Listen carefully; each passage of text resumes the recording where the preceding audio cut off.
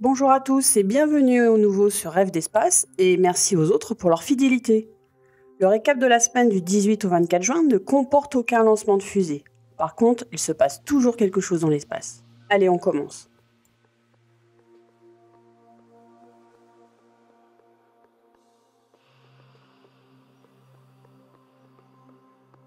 Mercredi 20 juin, c'est un satellite de 100 kg qui a été lancé dans l'espace à partir du module japonais GEM de l'ISS.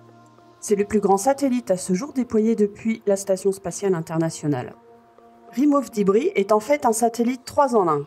RemoveSat, le vaisseau porteur, et de 2 CubeSat, DebrisSat. Remove Debris est un projet de coopération internationale sous l'égide de l'Agence spatiale européenne, l'ESA. À partir d'octobre, les expériences vont commencer. DebrisSat 1, le premier CubeSat 2U, doit être largué puis capturé au moyen d'un filet à une distance entre 5 et 7 mètres et ensuite il dérivera jusqu'à sa désorbitation.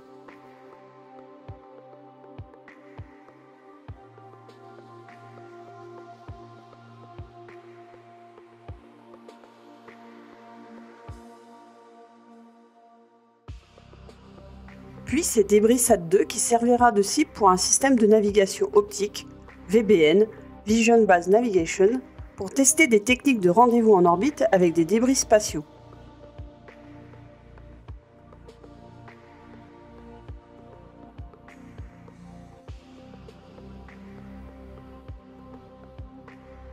En février, ce sera un harpon qui sera lancé à une vitesse de 20 mètres par seconde vers un panneau composite déployé depuis RemoveSat au bout d'une perche de 1,5 m de long. Il devrait le pénétrer et permettre la capture de ce débris simulé. À la fin de sa vie, RemoveSat devrait déployer une voile solaire pour le désorbiter plus rapidement. Remove Debris est une expérience sans précédent dans la lutte contre les débris spatiaux qui représente un risque non négligeable vis-à-vis des satellites opérationnels et des missions habitées.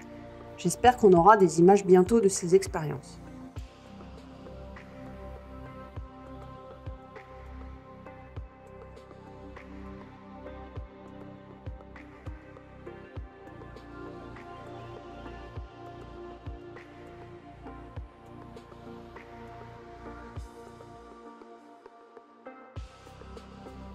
On continue avec la Station spatiale internationale. Samedi 23 juin, l'orbite de l'ISS a été relevée d'environ 2 km en utilisant les moteurs du cargo Progress MS-08 pendant 208 secondes, d'où une accélération de 0,42 m par seconde. Cette rehausse permet une orbite favorable à l'arrivée du cargo de ravitaillement Progress MS-09, dont le lancement est prévu le 9 juillet prochain à ce jour. La semaine dernière, je vous parlais d'une tempête sur Mars. La poussière recouvre désormais toute la planète. On parle d'une tempête globale. Les ingénieurs au sol n'ont plus de communication depuis le 10 juin avec le rover Opportunity qui tire son énergie de panneaux solaires, qui doivent être désormais recouverts de poussière martienne. Le rover avait résisté à une tempête de même intensité en 2007. On espère qu'il survivra à cette tempête. De son côté, le rover Curiosity doté d'un moteur nucléaire continue ses activités scientifiques. Son dernier selfie en date du 20 juin montre que la tempête s'est épaissie et que la visibilité se trouve réduite au niveau de la surface de Mars. On termine cette semaine avec la photo de l'astéroïde Ryugu prise par la sonde japonaise Hayabusa 2 à 40 km de distance. On voit désormais tous les détails de l'astéroïde. Les scientifiques vont pouvoir étudier où ils vont faire atterrir les différents landers de la sonde.